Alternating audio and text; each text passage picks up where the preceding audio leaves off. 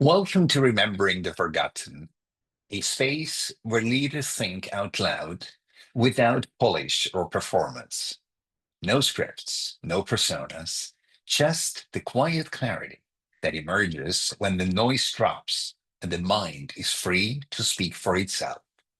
And today I'm joined by Dr. Natasha Todorovic, someone who has spent more than 3 decades working at the human core of change and is a dear friend of mine. When organizations stall, when agreements look like buy in but isn't, and when change quietly loses momentum, Natasha helps leaders see what's actually happening beneath the surface. Her work is rooted in authentic spiral dynamics and focused on the things most change effort miss: unspoken resistance, value clashes, and trust gaps that no strategy deck can fix. She's the author of Making Change Work and a long-standing steward of the original work behind spiral dynamics. More than that, she brings clarity to the human side of transformation without drama, without shortcuts, and without pretending people are the problem. With that, Natasha, thank you so much for joining my show and welcome to you. Marcus, that was absolutely beautifully done. Thank you so much. It is such a joy and such an honor and treat to be with you. You're welcome. It is you. I didn't make up a thing. It is you, right? You did it so beautifully. I I'm need to happy to borrow hear that. that. I can share it with you. So before we begin, when I say stillness, I don't mean peace or quiet. I mean the place in you untouched by pressure, noise, or performance. The place that knows before the mind thinks. And that's the layer I'm inviting you to speak from today. You're asking me to quiet the internal dialogue. Is it really quieting your internal dialogue? That is an interesting Uh, question. Yeah, actually, Marcus, it really is asking for kind of a different state, right? Because brains practice, right? And they Mhm. practice talking, they practice interpretation. And even in meditation, it's challenging to get that stillness of the mind. And then there's a whole other layer of, I think that's what you're asking for, of listening to what is a truth within oneself. Yeah, fast. Because it's really interesting. Many people say, stillness, you mean when I meditate? I said, okay, go on. And then everything goes blank. I said, no, that's not it. Because if you know me, I am not someone who would declare stillness as being silent. Mhm. You know me, Natasha, when I go into stillness mode, that's when I become very coherent. That's when I become very precise. Mhm. Because basically, what it comes down to, in terms of my understanding of stillness, is a coherence between your mind and your heart. Because no, let's face it, in today's time, put it this way, the opposite of stillness, how would you call that? Of that stillness? Chaos, right? It's an Because I interesting mean, way to put it. yeah, Yeah. yeah, because I mean, I'm thinking about how you're defining it, and I think it's really a challenging thing for most people to do. Mhm. Because if I mean, if you're having internal, let's call it ab reactions, mhm, not responses, but abreactions. And you've got people around you, and you've got noise. Maybe you've got like a conflict happening in front of you, or a debate, or people are challenging one another. As a expert facilitator, whatever, right? I think what I do to really discern what's happening with people is go into that place of stillness, right? Because without that, you've got all your noise and reactions to their noise and reactions to right that chaos. And it's that just that moment of present with self, with the situation, with the people to tap into a truth, to tap into the dynamics maybe that aren't even being said with all I'm thinking about boardrooms, right? Like, I mean, all these mhm, images mhm, are, they call it a transderivational search, right? Where, mhm, what are all the times and places where this stillness happened? mhm, mhm, And what you do as a facilitator or a leader or person in the midst of this, in that stillness, is not only do you notice what's going on beneath the surface, maybe that people didn't say, but you become sometimes, if you're positioned in that way, an anchor for everyone else. mhm. And it's interesting, you used one word three times within two sentences: Yes. noise. Mm, In my opinion, noise is the antithesis of stillness. hmm. Which leads me to my first question, Natasha. Where in your life do you meet the you untouched by expectations? Where do I need it or where do I Meet, encounter it? where do you meet the Where I you meet it. untouched Um, by expectations? I actually, when I give myself that permission. That's an interesting one. Tell me more. So, I mean, we're a social creature, Mhm, right? Our brains are built for connection and interaction and being social, right? mhm, Whether you're introvert or extrovert, mhm, you're a human that's a social creature. And so I instinctively sense, who are these people, mhm, right? Who am I amongst these people? Where do I mhm, fit? Do I fit? Right? And those are those questions in your head uh, that create noise, mhm, mhm, right? And sometimes, other people are going, well, we don't want you here, or, we do want you here, or this is your mhm, role, or, mhm, whatever it is, right? And you're like, you're flexing to contribute in that kind of social capacity. And sometimes what we do is we judge ourselves, mhm, right?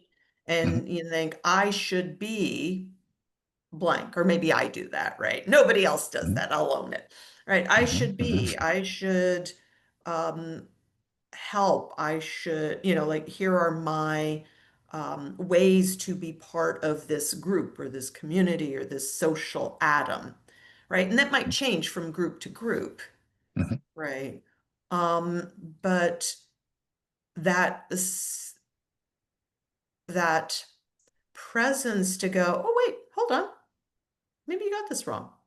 Maybe you don't know mhm, yet. Just check out for a sec of all of mhm, your thoughts and stories mhm, and lean into what is truly here, mhm, right? So that's that, I think your term, which is stillness, but presence, not with what's going on internally, not with the surface content clashing, whatever, mhm, but as you're saying, that kind of mind to heart and heart to heart and heart to other minds connected. mhm. And then And that, where in your life do you find that you meet you without expectations, I just need to remind, untouched by I, expectations? I remind myself. Interesting. I have, Can you do yeah. that anywhere, or do you have specific places or specific situations where you can literally do that, where you say, it's just me? There are You no know, expectations outside bothering me or influencing me. that's a really great question. And I'll tell you why it's such a great question. Because so many of us are programmed for contextual cues, Mhm. right? I agree. I go Mhm, to my yoga studio, and that's where I get to be mhm, present. mhm, And I think the difference for me, that makes it different for me, is I've literally worked in, I don't know, 15 or more different countries. I've traveled to a lot more than that and worked with people from, different kinds of languages and cultures and socioeconomic strata and beliefs and values. And for me, it's just a reminder, right? It's my brain going, oh, wait, be you. Oh, mhm. wait, stop checking into everything else. What is my truth right here, right now? So that's a beautiful way to put it. So that means you can be in the midst of people Hmm. and it suddenly clicks with you. Doesn't matter what someone thinks. The expectations are basically put outside this little dome I sometimes talk about, and you suddenly feel it is me. It's about me. Yeah, it's like You I'll know how go, rare this is, Natasha? it's like I'll go, why am I stressing? Mhm, Right? Or why am I feeling scrambled? mhm, Or, and it's like, wait, stop. Okay, just pause. mhm. Right? So it really Takes that is just a little, quick doesn't it? reminder. It basically takes awareness and then it takes a conscious decision. Hmm. However, I assume this didn't come overnight for you either, right? I don't think so. I actually really didn't think about it. Um, I didn't think about it until we had this conversation. Mhm. Because so many people, they live 24/7, accompanied by expectations of others in their own minds. 24/7, comparing themselves, justifying their own, existence even, Hmm. which I believe it's amazing for other people to hear that it is actually possible not to have to go into meditation, not even have to go into solitude, but it is really possible in midst of the noise to say to yourself, you know what, Natasha, it's not me. I'm okay, just as I Yeah, am.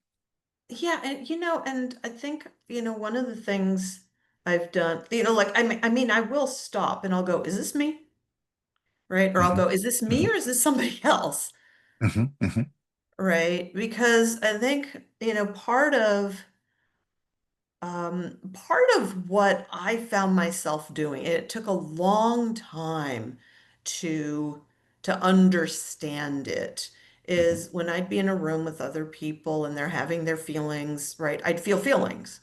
And I didn't know if hmm, my feelings were my feelings or my feelings were their hmm, feelings, hmm, hmm, right? And then over time, it just became a heightened sensory tool to, hmm, provide information about what might be happening in a room with a hmm, team or with, hmm, whoever happened to be there, hmm. within a culture, within an organization, right? I mean, you've done this. You walk into an organization, you're like, oh wow, I can feel it, right? Like I Oh, I feel very it much here. understand what you're talking about. right? And what's And interesting, it just dawned on me that in our business, in our profession, we have almost had to develop these kinds of a sensory. And mm-hmm, we could not allow ourselves to be too long in a expectation mode mm-hmm, because we were the facilitators.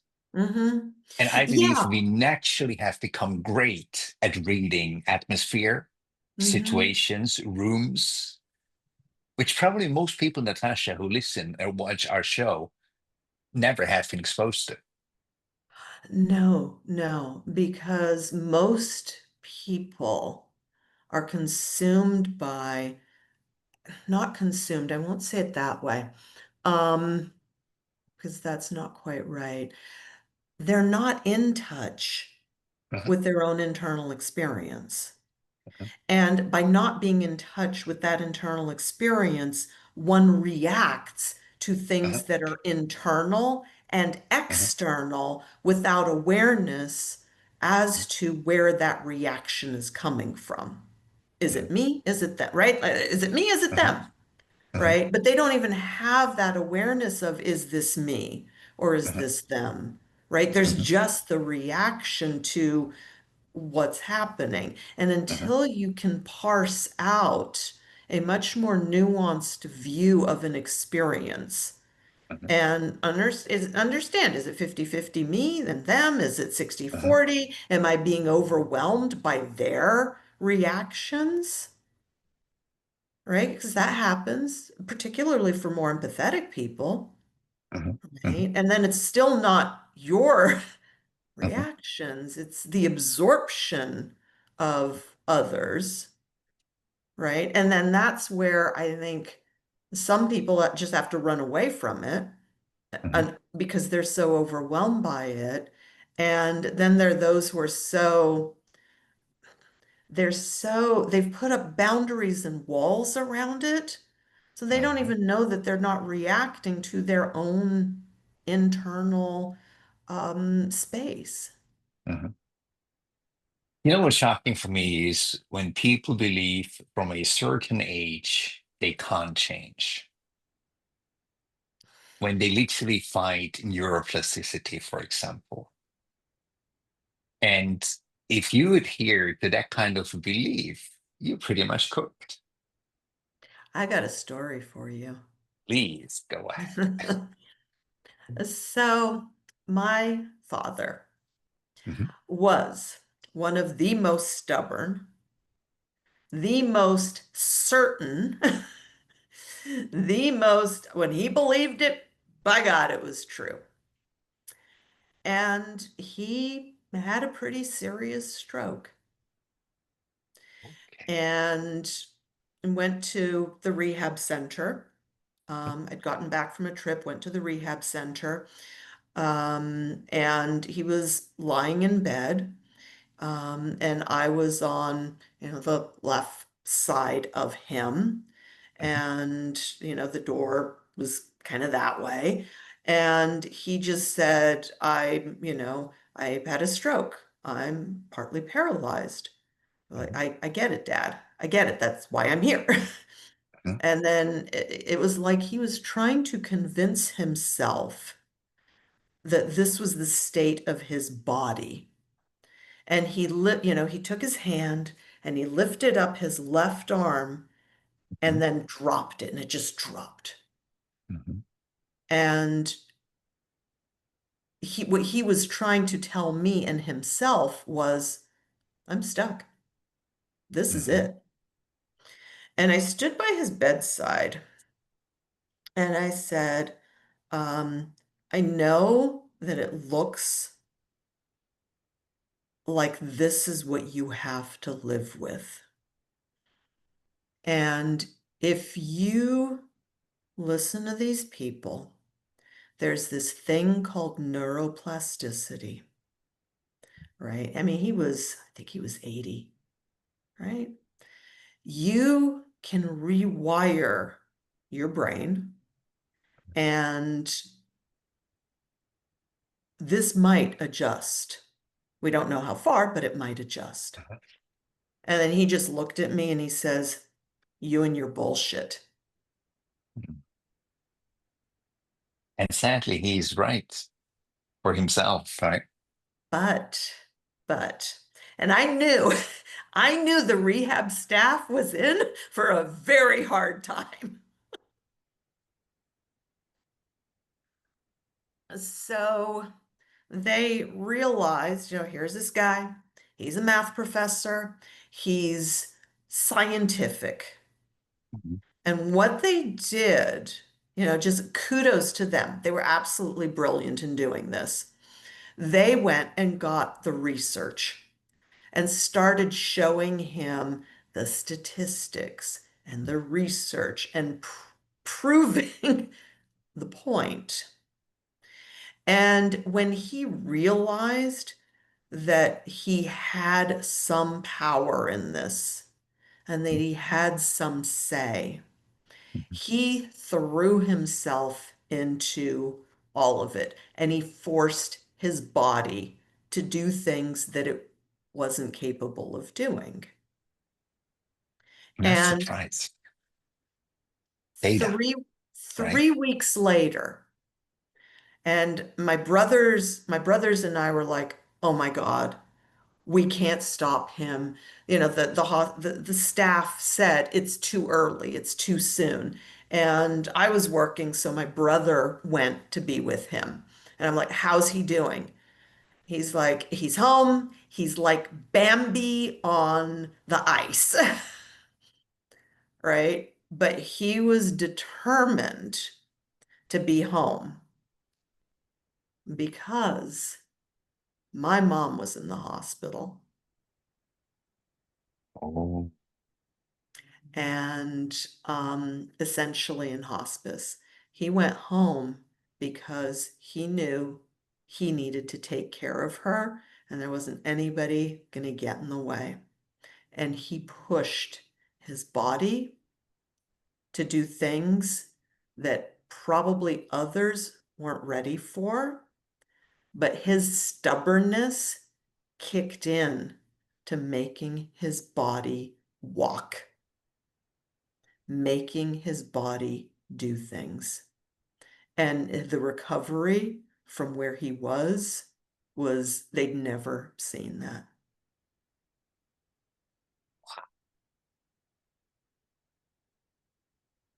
thank you for sharing. So it's a choice that we can It make. is.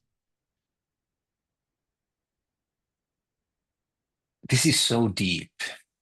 80 years old. It's a choice. He chose. It's a choice. And when I understood you correctly, he didn't do it for himself. He Yeah. did it because he understood he has a response ability to what's coming next. Relationship. Yeah. We live and die for those people we love because we are in relationship, which means we're connected. And now think about if that first love would become yourself, Mm, how the world would be different today.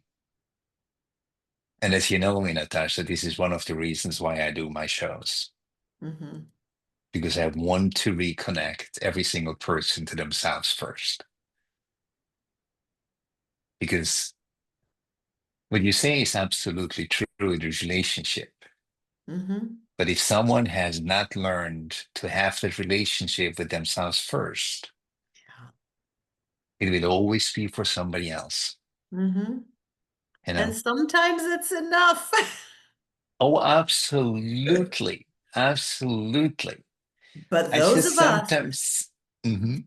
those of us who are committed to evolving ourselves and becoming the fullest expression of ourselves and our potential have different challenges. Yeah. And you know what's interesting, Natasha? Most people, whoever will come to this channel, are people who ask one question: is this as good as it gets? Mm, Or is there more? Mm-hmm. to my life. And now imagine if someone in a situation gets on this episode and hears us talk about neuroplasticity. Mm-hmm. It takes a choice. And I absolutely agree with something you have not even said yet, but I know you do.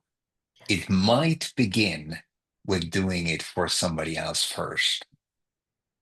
And that will actually lay the seed for, wow, it really feels good. What if that is actually the more to find that for myself? To find that not in a split second or moment or Yeah, short period, but as a yeah, more enduring way of being. yeah. So I want to take us on a little bit of a different trajectory now, because when people talk about intuition, Mm-hmm. when people talk about soul, quite Mm-hmm. often, and I was like that not so long ago, that I had delegated that outside of myself Mm-hmm. until I realized, do I really hear intuition out there, or is it in here? Mm-hmm. Right? And that's when I suddenly understood stillness. I'm not sure whether I ever explained it to you this way, but stillness is for me to remember who you were before the world taught you who you had to become, That's beautiful, Marcus. isn't it? Mm-hmm. And I believe that is stillness, Mm-hmm. the result of remembering who you were before the world taught you who you had to become. And what Before is you so, practiced being the person the world yes, wanted you to be yes, and yes, forgot in, to practice being the person that yes, you are deep inside. yes. You see, what's Mm-hmm. interesting, there are people watching and listening to us who sadly believe in the belief that when you're born, you forget entire everything you ever knew. What if we actually are born all knowing with a little seed of our Mm-hmm. executive functions already present, Mm-hmm. and all it takes is getting them nurtured? Well, Marcus, I mean, babies, when they watch other babies, immediately have a sense of fairness, Mhm. right? I mean, That's an they executive exhibit that. function. Yeah. Yeah. Yep. Yeah. Right. And so, I mean, the whole idea of blank slate is Mhm. people not knowing what's inside there, wherever there Mhm. is, Mhm. and then Mhm. declaring it a blank slate because they don't know what's in there. Mhm. Mhm. So if you think about when we look at child development, let's say maybe between 6 and 10, Hmm. it's usually when society decides, Marcus, you are now beginning to get, right, cognitive functions. And now we start filling your brain with the stuff we believe Oh, that will happened way make you before a good Marcus. citizen. Way before six. I was very positive. I know it happens way sooner. So that's why most people don't even remember the time before Yeah. that happened. I was at a friend's house, and they had a couple there, with like a two-year-old Mhm, little boy, right? And the little boy's learning to walk, mhm, and little boy falls mhm. hard, starts to cry. And what do? They walk over and go, no, no, no, no, honey, boys don't cry. Boys don't cry. You're Yeah, a it's an old two-year-old song. and being told that your Mhm, emotion has no relevance mhm, and you're wrong for feeling what you feel. mhm. And we Meaning wonder, feeling is wrong. That's what it comes down to, right? Feeling is Yeah. wrong. Hmm. You are wrong with what you are doing. You are Hmm. feeling, and that is wrong. Hmm. Because I, as your mother, and I, as your father, have been told for my entire life that feeling Hmm. is wrong. And if feeling is so Hmm. wrong, why do we have feelings? Hmm. Because we don't know what to do with them. That's And exactly without those it. feelings, we do not have intuition. One, that's exactly what it is. Yeah. You know what I love the most, Natasha? Mm, When I'm a podcast guest somewhere, hmm when the podcast host suddenly says, out of the blue, Marcus, I've never ever looked at it this way. And I could tell I didn't say a word. hmm So I can tell it is stillness working in that moment where I bring presence into the room, where the guards lower, the mind chatter goes quiet, and the soul can finally speak. Because, this afternoon I was having a guest that we talked about coaching, hmm and he talked about ownership, whether it's the coachee or it's the coach. And I suddenly said to him, what if it's not about ownership at all? What if it's co-creation? Exactly. And I actually go even a step further, especially with you, hmm Natasha. I'm curious what you think about my new thesis. What if the coaching world saying that all the answers are already in the client available is actually right? However, the coaching industry has it quite backwards. I believe, and this is the thesis I put out there for a moment, just give it a hmm thought. Okay. If you meet a client and that client comes to you with an issue, and if that client basically tells you what the issue is, and you believe in that kind of stillness, what I'm talking about, meaning you provide that safe space Yeah. for the other person, that all you would have to do is basically hold that safe space. hmm And for most people, this sounds like woo woo rah rah, or, oh, if it's that easy, why did I go and spend 25,000 for my coaching certification? No, it's not that easy. It's actually hard work to get to that place, as we know, right? Well, okay. So A, I'm not a coach. So I'm not That's entirely why I sure wanted to hear what, your opinion. so And I'm you met not a lot entirely of sure coaches. what, well, I have trained and certified coaches, right? Hmm. And I'm a little skeptical. Hmm. And I'll tell you why. Because what you just said, I would say probably, and I mean, I'd get crucified for saying this. But it comes not from Natasha's guessing or speculating. It Hmm. comes from the work that we did and the research we did around the world. Hmm. Tons of coaches and business leaders and consultants and so on, people in government. 75% can't listen. Hmm. And if you can't listen, you can't create that space. Hmm.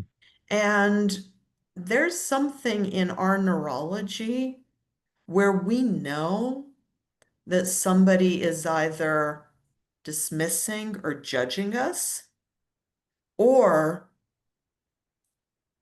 they're actually open to who we are. Hmm. And when you say that safe space, that's what you're saying is not your skill, but your come from. Because I don't think it's a Hmm. skill, It's not. It right? is It's basically beingness. it's exactly. And I believe what it comes down to, Natasha, and I'm curious because you studied that material.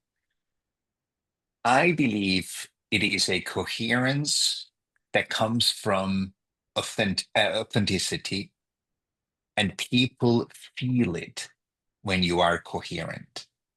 And coherent for me is so within, so without. hmm And Yeah, I believe if yeah. somebody asks me, how can I learn it? It's a good luck. It's a Yeah, thing that comes when you do the work. well, Marcus, you're really unique in this way because you are absolutely fine with yourself and Hmm. being yourself. And you have just a remarkable curiosity Hmm. about other people. And you're one of the few who knows how to listen, right? Hmm. Most can't, and I put my hand up for that, right? Like I've got to rein myself in and go, wait, Natasha, pay attention to what's going on here, right? Hmm. You've got this just natural, I mean, probably worked for a long time, but now it's part of your being Hmm. where you are fully present for the other person, Hmm. which makes you a brilliant coach. To your, you know, questions. I hate this thing about coaching, which is we're going to ask questions and then the magic will happen. Hmm. Well, no, you can ask all the questions you want. And I can't tell you how many coaches I have watched do the whole question thing, and their clients end up tired, they're Hmm. frustrated, they're burned out, they don't want to do it anymore because they're tired of answering someone else's questions. Hmm. And then the Hmm. coach turns around and says, I did the most brilliant questions, Hmm. but they're too resistant, Hmm. right? And it's You like, just nailed it. I'm sorry, but I've seen it so often. It's And reality. the This is a question, show where we speak the reality because anything else is BS, Natasha, literally. well, and then, the coaches pat themselves on the head. I did so good. I asked all the right questions. And then the client didn't come back. Hmm. I could probably bet why. Hmm. Because you didn't listen. Yes, I know how Hmm. to listen. Mm-mm. And you're not And surprised that about 95% of coaches are broke. well, They so can't here, even make their ends meet. okay, That's why. so I have a different view on that, right? Um, so the piece of the questioning is, where do the questions come from?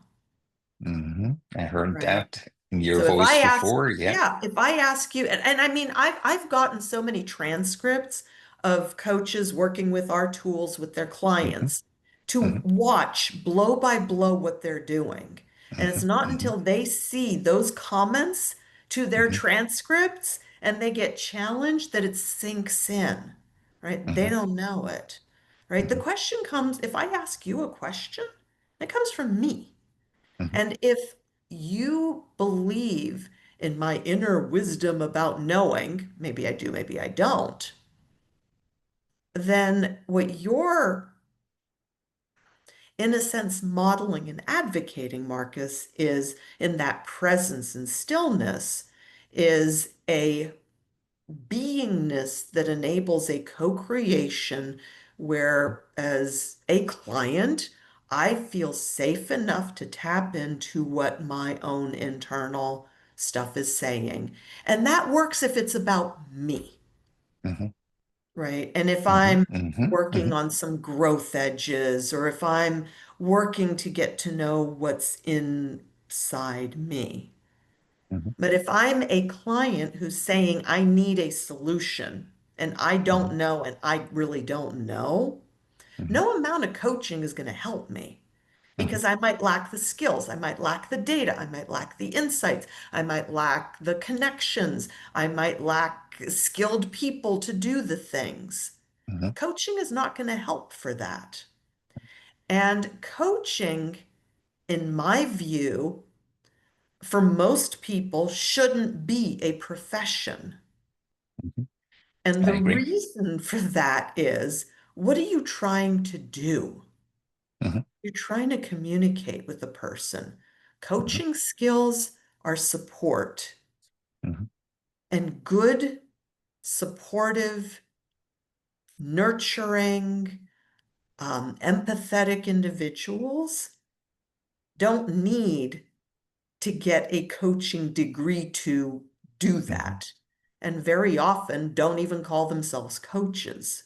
Hmm.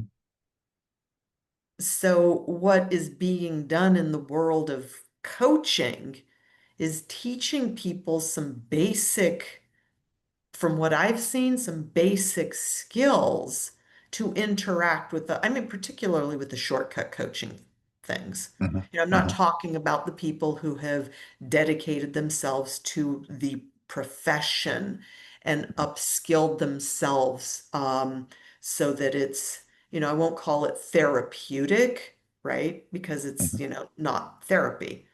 Hmm. But they're so skilled that there's a transformation in the way they interface with people. Hmm. Right? That's a coach at a different level. I believe this, what you just said, will be so helpful for many I because, I I believe coaching it'll has get me become, crucified. well, I risk that on a daily basis, Natasha, and I welcome it, to be honest. No, because you see, the coaching world has become such a noisy place, Yeah. such a noisy place. And just for everyone who listens or watches this show, Natasha and I have not talked for a second what we're going to talk about. And I believe you and I have never touched this hot iron in any of our many conversations, right? It's the No. first time.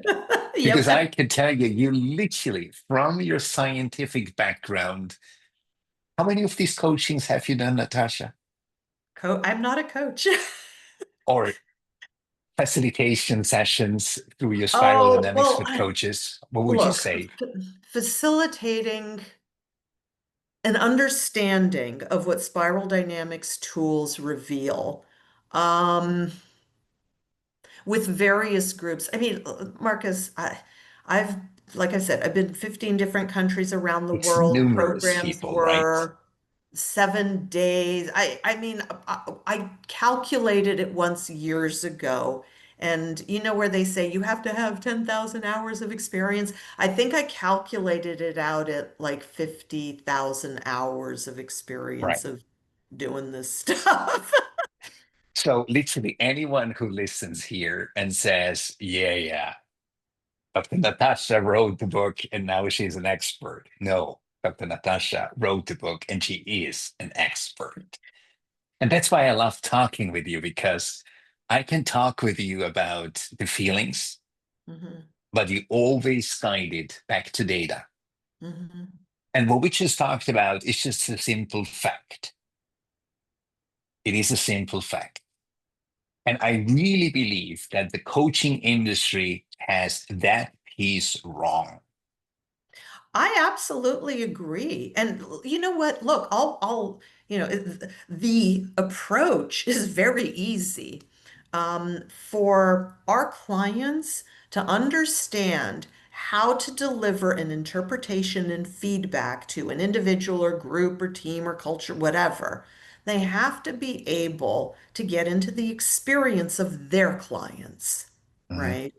So we've got a very simple, it's maybe 2 hour of exercise, maybe 20, 30 minutes of instruction on Mhm. listening, Mhm. right?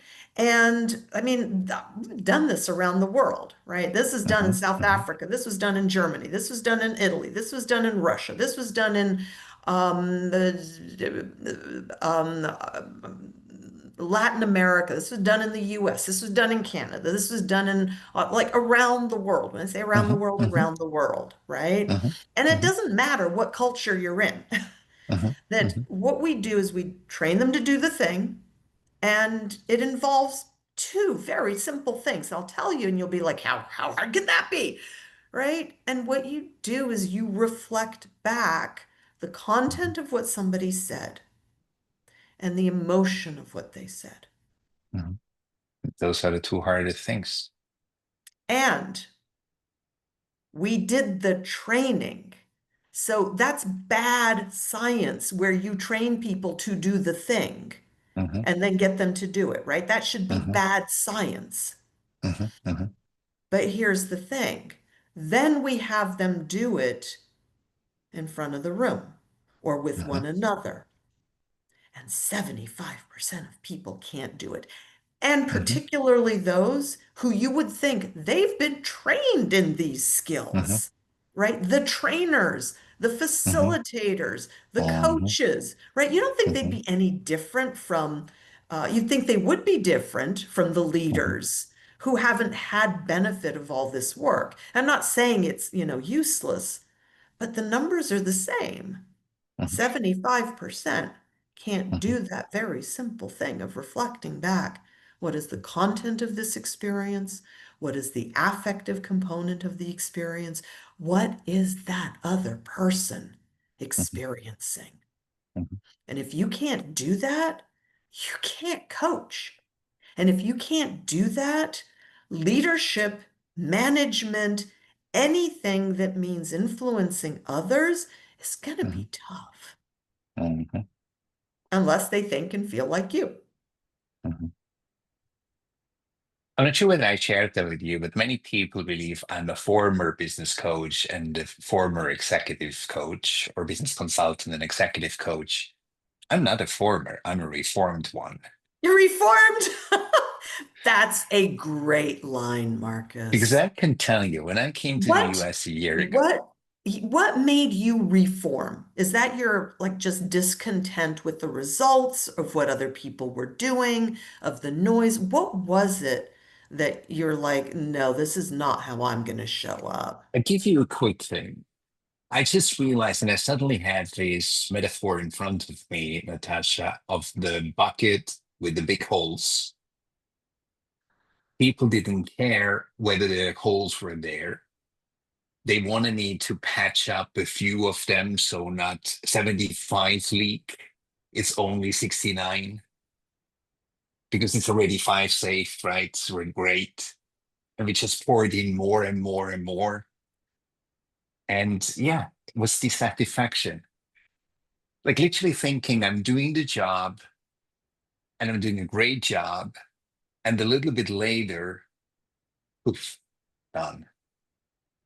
And that's when I realized, gosh, if someone doesn't go into that level where they build the foundation, where they go to that stillness, where they start asking themselves the real questions.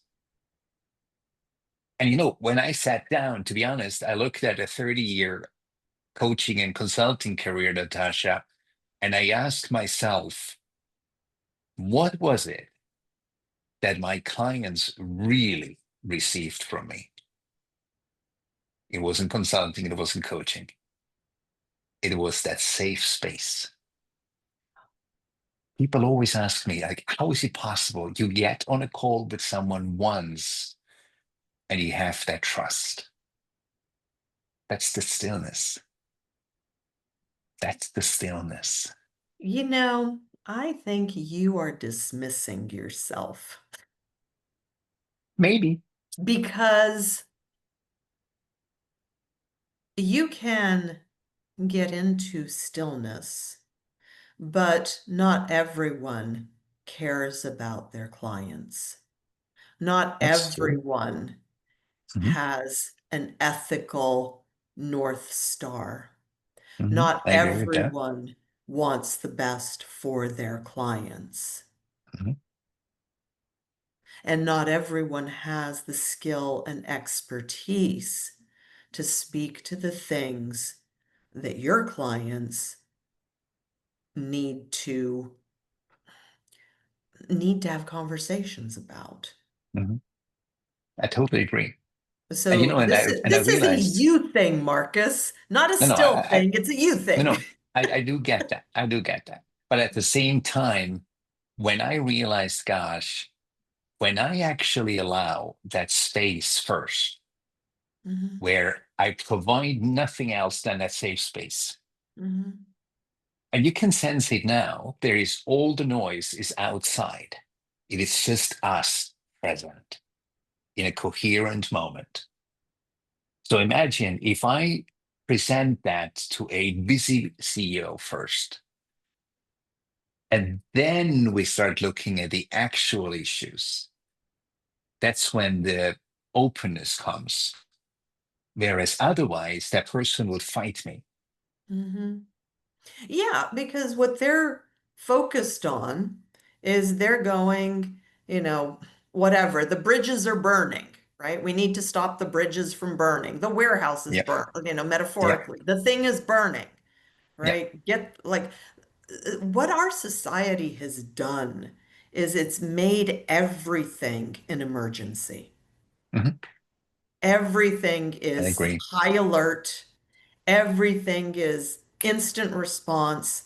Right. Everything is fast, push the button, get it done next. And resilience went out of the window.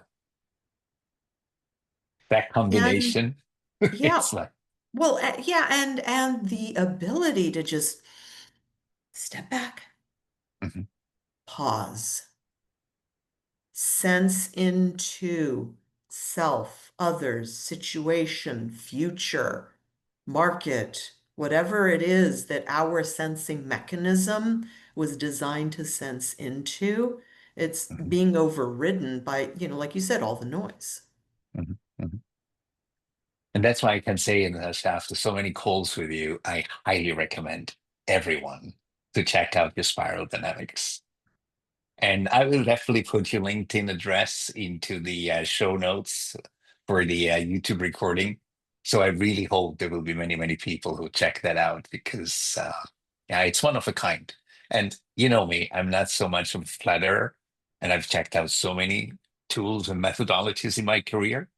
But when I saw that and I had the chance to be with your coaching group, remember, with your coachees, like incredible.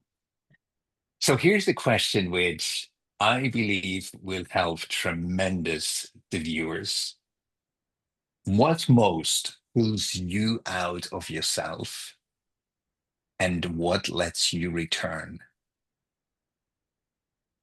Oh my gosh, I am so easily distracted. That's a good one. Very easily distracted. I'm like, I mean, text, this, that. Like, I've got to focus on, being present. Uh-huh. And what easily puts me in is my self-coaching. I Mm. catch myself and then go, hey, Natasha, focus, right? Hey, Natasha, are you being yourself? Hey, So it's self-regulation, huh? it really is self-coaching. I Or talk to myself a self-coaching. lot. Interesting. And that's a gift. That's a gift. I mean, if you have a relationship with yourself, because otherwise you wouldn't talk with yourself, right? Yeah, it's like, hey, Natasha, why are you feeling this feeling? All right, let's Yeah. feeling. What are you trying to say? Yeah. Interesting thought. Where'd that thought come from? Right? Is that Yeah. the brain just trying to rewire, or is it an important thought? Let's have a Because dialogue. Thought. it's so important, as you can imagine, there will be so many different people watching and listening to this show. There will be brainies who need to hear exactly what you just said. They don't have time to first look for a nice patch of grass to ground themselves, right? Or book a retreat in Thailand or in Bali or in India. I want It's to go to Bali or exactly. Thailand or something and Oh, never did both that. is beautiful. Oh, I highly recommend you do that, Natasha. But what it comes down to is really what you just said. That self-coaching. Can you just repeat a few of these questions which you are asking yourself when you feel, oops, now I'm distracted and out of that zen?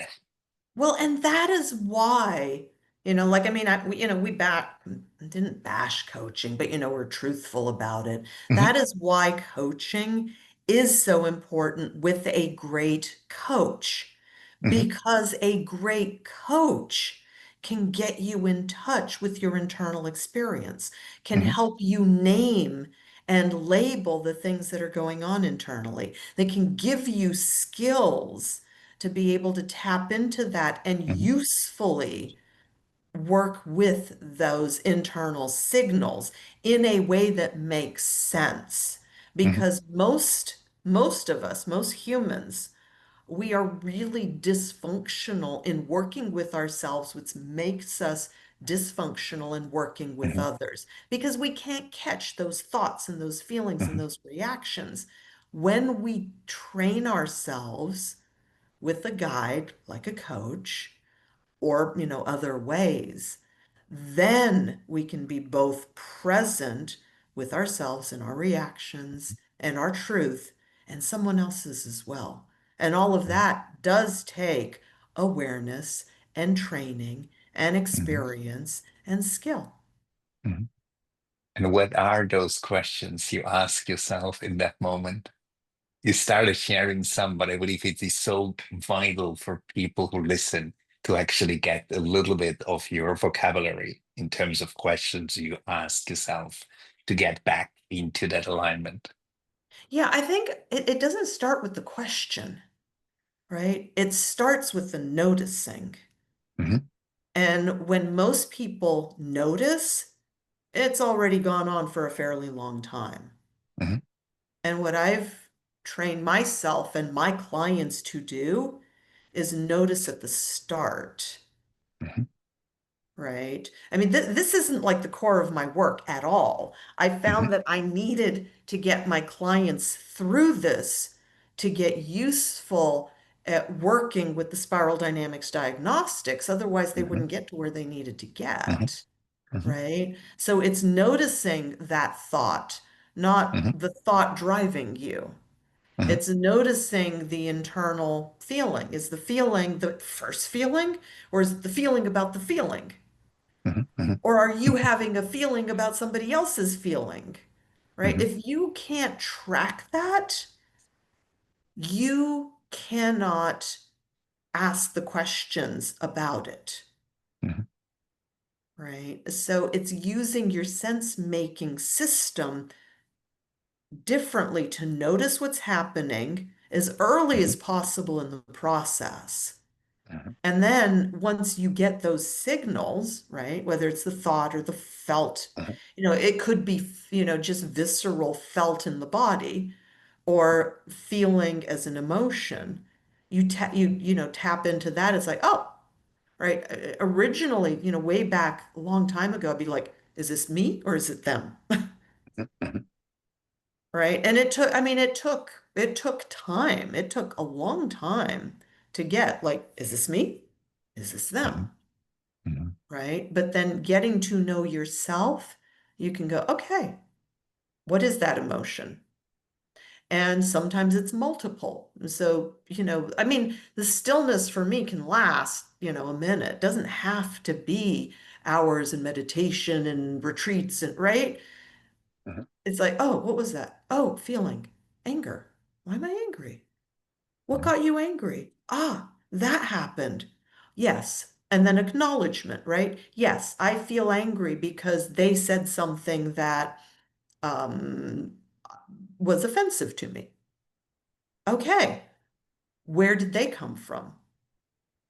Right? So it's parsing all of those pieces out with, various questions, right? In Mhm. dialogue with your feelings.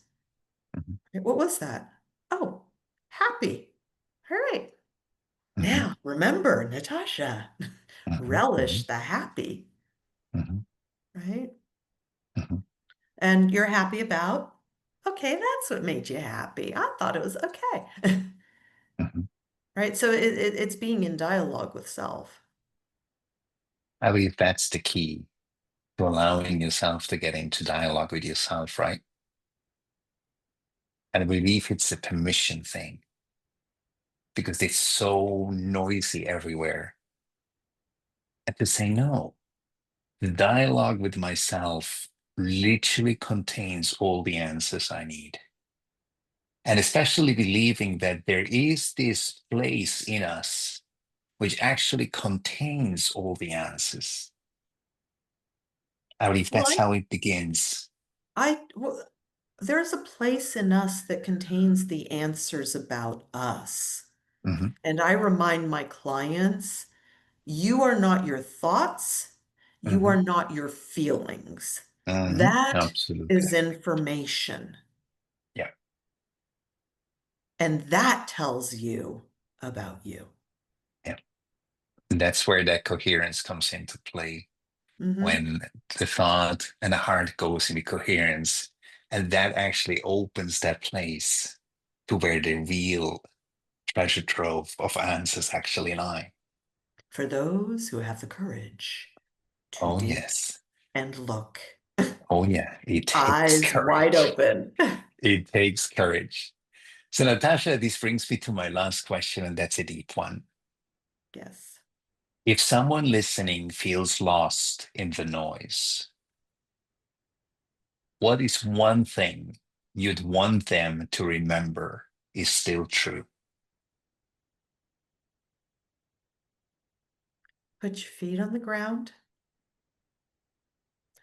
Feel the air. Take a big inhale. Feel that go in and out.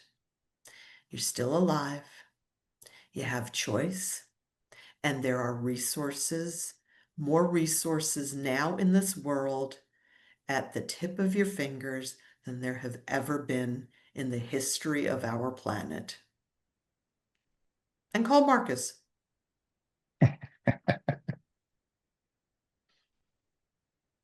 Oh, thank you so much, Natasha. It is a beautiful way to end this show. And I just feel inclined to say one thing. We have absolutely zero intention to bash the coaching industry. And I believe it is the one industry that, yes, it's regulated more and more, but it's way over-regulated and not by the things that it really should regulate. Making sure that people are prepared to coach before they start the coaching industry business. Because let's be honest, it's not much different than someone becomes a parent who would have been done better by going first into a parent test to see whether they're fitting. It's the same with coaching. You can become a coach. And I don't know how many times I told people when they came to me and said, look, what shall I do? I said, go back into corporate. And they went back into corporate because I said, where you really can make a difference is in Well, corporate. they wanted to help people, Hmm. right? And that's the impulse Yeah. that they wanted. For some, they wanted to help other people. And for others, if they were honest, they really wanted to help themselves. Yeah. And the Exactly what it comes down coaching to. is a skill. For Hmm. most people, it's not a profession, it's a skill. And Hmm. if everyone had it at a really great level of development, we'd be living in a very different world. We would be living in paradise. Yeah. I Because don't I know if just it'd want to be make sure we are that. not bashing anything. But I believe the time has come, Natasha, where the coaching industry should wake up and realize there is a missing piece, even no one talks about it, but there is this missing piece.